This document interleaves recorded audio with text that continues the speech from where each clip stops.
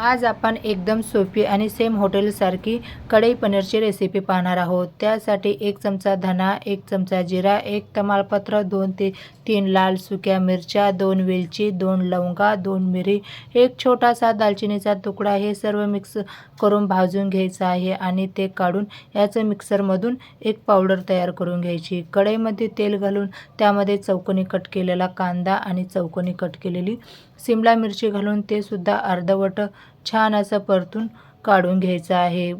परत कढईमध्ये आपल्याला पनीर फ्राय करायचं आहे। त्यावर थोडंसं लाल तिखट, हळद, मीठ घालून ते सुद्धा छानसं परतून घ्यायचं आहे। त्यामुळे पनीरला छान अशी एक चव येते।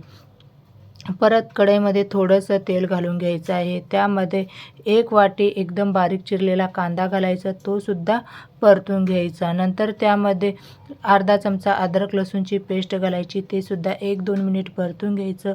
नंतर 1 वाटी टोमॅटोची प्युरी व वरून थोडंसं मीठ टाकून छानसं टमाटा शिजवून घ्यायचा आहे।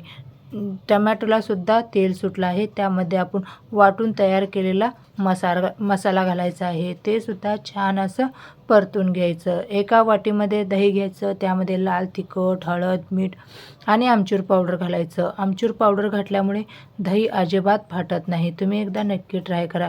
ते छान असं मिक्स करायचं आणि दह्याचं मिश्रणसुद्धा आपल्याला घालून घ्यायचं आहे आणि तेल सुटेपर्यंत छान असं परतून घ्यायचं। नंतर त्यामध्ये पाणी घालून ते सुद्धा मिक्स करून घ्यायचं।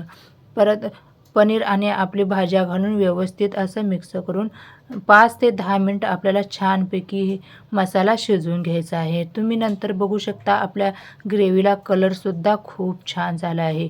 मस्तपैकी आपली अशी घरगुती स्टाईलची कढई पनीर रेसिपी बनवून तयार आहे। तुम्ही एकदा नक्की ट्राय करा। आवडली तर रेसिपीला लाईक आणि चॅनलला सबस्क्राईब करायला विसरू नका। बाय।